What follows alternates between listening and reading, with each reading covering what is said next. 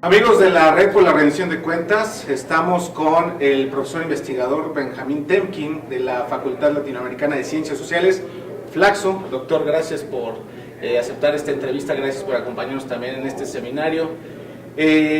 La primera pregunta es infaltable, es decir, estamos hablando de poder, corrupción e impunidad. Usted ha hablado, usted ha estudiado profundamente la informalidad. Y en ese sentido a mí me gustaría preguntarle, ¿qué relación tiene el poder? ¿Qué papel juega el poder? ¿Cómo promueve el poder, quizá indirectamente, a la informalidad? ¿Y cómo es que este gran entramado social que deriva en la informalidad, pues sigue ahí? No sé si es gracias al poder, no sé si es gracias a la impunidad, no sé si es gracias a la corrupción. ¿Cómo ve usted este panorama? Bueno, muchas gracias primero por entrevistarme. Quisiera decir algo primero acerca de la participación, de nuestra participación en la red y por qué la red es importante. Se trata sencillamente de generar instituciones, normas de comportamiento que conduzcan a una reducción de la corrupción, a una reducción de los abusos de poder, a un incremento de la rendición de cuentas y de la transparencia.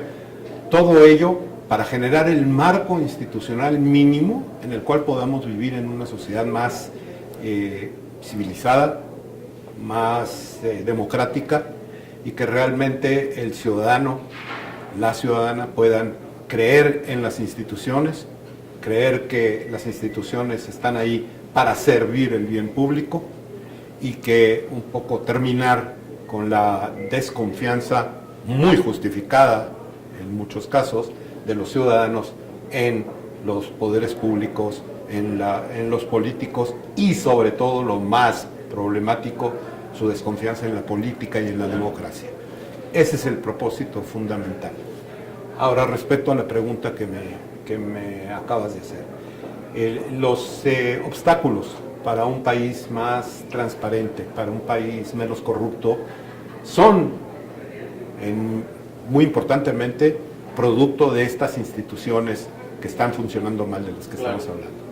Pero son también resultado de una sociedad que desde el punto de vista socioeconómico están una sociedad marcada por la precariedad, por la desigualdad, por una calidad de vida baja para grandes partes de la población. Y esto funciona como un límite, como algo que limita la capacidad de las instituciones para ser más transparentes y que brinden más rendición de cuentas. Tú me preguntaste acerca de la informalidad laboral.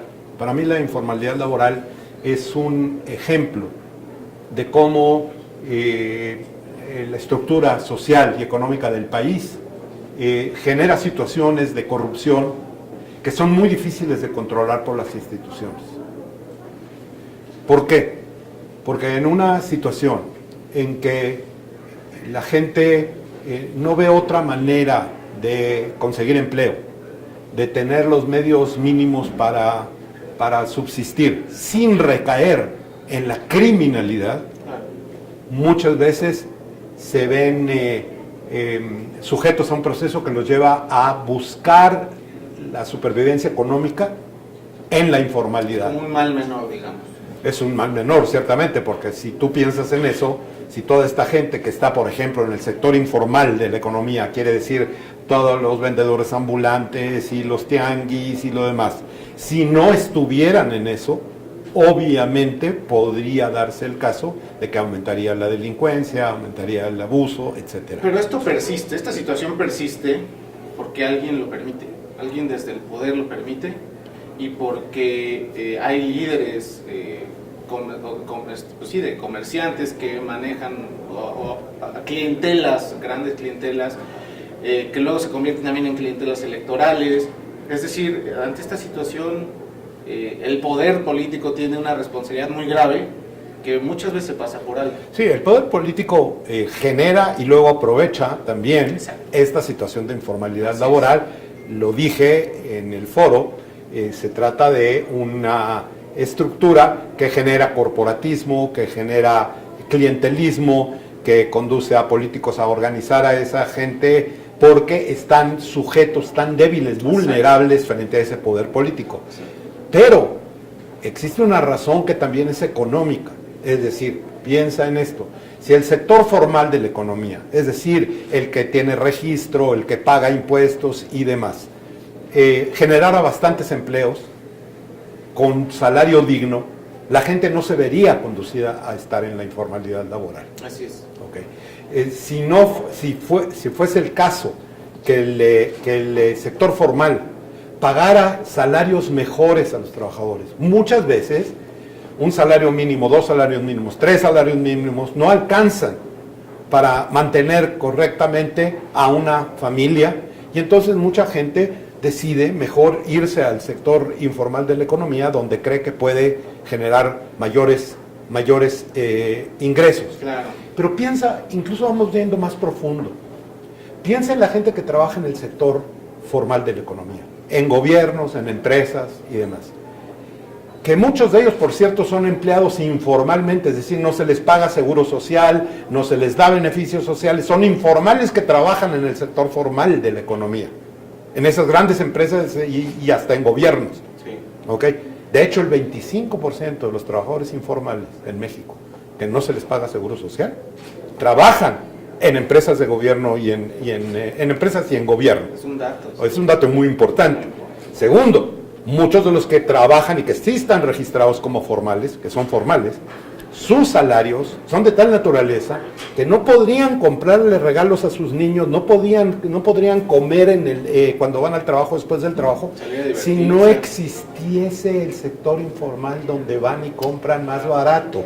Es decir, el sector informal es funcional a que pueda existir un sector formal que paga mal. ¿Ok? Por eso, te lo voy a decir, es por eso que tenemos que cuidarnos cuando decimos que hay que combatir la ilegalidad del sector informal, combatir no sé cuánto. Tienes el problema fundamental ahí, es que primero tienes que generar, o por lo menos en paralelo tienes que generar condiciones económicas que no lleven a la gente a eso. Te voy al caso de mujeres que están casadas, que tienen niños. Muchas mujeres escogen ir al sector informal porque tienen más flexibilidad, tiempo libre. Claro. ¿Por qué? Porque no hay guarderías en las empresas, porque no hay guarderías en el gobierno, etcétera, etcétera. Entonces hay toda una serie de condiciones sociales que me parece a mí que es importante considerar cuando uno habla de generar un régimen más democrático, más legal, con menor corrupción, más formal. Bueno, no tiene sentido tampoco hablar de este combate frontal a la informalidad si tomamos en cuenta el peso económico que tiene la informalidad y cuánta gente está empleada desde la informalidad, ¿cierto? Sí. Primero que todo, 60% de los trabajadores en México, casi 60%, son trabajadores informales en el sentido que no tienen seguro social o prestaciones sociales o pensión o lo que fuese. Vamos a empezar por ahí, ese es un dato fundamental. Hay mucha precariedad ahí, no todos son precarios. Digo, gente joven que trabaja en la empresa como publicista o como camarógrafo o como lo que fuese, no tiene muchas veces, trabaja por honorario, ¿cierto? Entonces por evento. Sí, por evento, por lo que fuese. Esos pueden ser informales que muchas veces tienen salarios altos. Pero la gran mayoría de los informales tienen precariedad. Pero agrégale a eso a aquellos que trabajan en el sector formal y que no tienen las condiciones dignas de pago. Claro. Entonces, creo yo, ¿verdad? Eso no te exime de tener instituciones mejores, de tener reglas mejores, de tener transparencia, de vigilar lo que hacen los gobiernos, etcétera, etcétera. No te exime, es fundamental, ¿verdad? Pero lo que estoy tratando de decir es que hay que completar esto con una visión acerca de cómo está estructurada socialmente nuestra sociedad. Te voy a decir una cosa, no es que uno, por ejemplo, explique la delincuencia por eso, ¿no? Pero cuando estamos hablando del sector informal, estamos hablando de gente que está ilegal en muchos sentidos, pero que no son delincuentes, ni son criminales, son gente que está tratando de sobrevivir económicamente. Por eso propuse que hagamos un evento en el cual estudiemos desde el lado de la desigualdad económica y la estructura social, cuáles son los límites que se generan para que se produzca un gobierno del tipo que todos queremos, transparente y no corrupto. Se hizo el año pasado un evento que pues, el seminario abordó el tema de desigualdad y corrupción. Hay algunas memorias al respecto, pero bueno, yo le quiero hacer una última pregunta,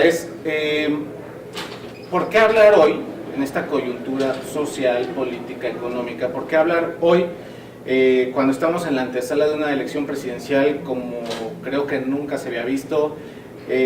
¿Por qué hablar hoy? ¿Por qué es importante, desde la perspectiva suya, de Flaxo, hablar de poder, impunidad y corrupción como una tríada que parece que va siempre emparejada, desde una perspectiva de derechos? ¿Por qué vale la pena hoy en esta coyuntura?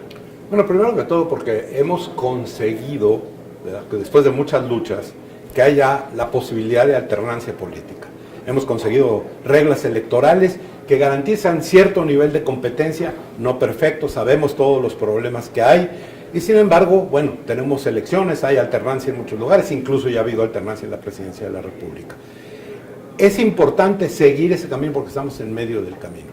Y eso quiere decir atacar aquellas fuentes de corrupción, de tergiversación de la democracia, que son todas estas cosas que tienen que ver con un poder exagerado de los partidos políticos, ¿verdad?, con la impunidad de cantidad de gente en el sistema político, que hace pensar a la gente que no tiene sentido ni siquiera ya votar o participar, ¿no? Y claro, fundamentalmente, que todo esto afecta a los derechos de las personas. El profesor Merino mencionó los sismos. Estamos viendo que vidas humanas, la salud de la gente, depende de que no haya corrupción. Depende de que si revisan un edificio, revisen el edificio, ¿no? Y que cuando lo revisen y lo tengan que revisar de nuevo, lo hagan como debe de ser. Estoy simplificando el asunto, sí, claro, pero ciertamente la relación entre poder, impunidad y corrupción tiene un impacto muy fundamental sobre la capacidad de la gente de tener derechos y de expresarlos y de gozar de ellos. Doctor Temkin, nos encantaría prolongar esta conversación. Por tiempo tenemos que quedarnos hasta aquí, pero yo le quiero agradecer mucho a nombre de la Red por la Rendición de Cuentas, a usted, a Flaxo, por participar en el evento y por esta entrevista. Muchas gracias. Y por participar en la red. Así es, por la participación en la red. Muchas gracias. Este fue el doctor Benjamín Temkin de Flaxo. Muchas gracias y hasta la que sigue.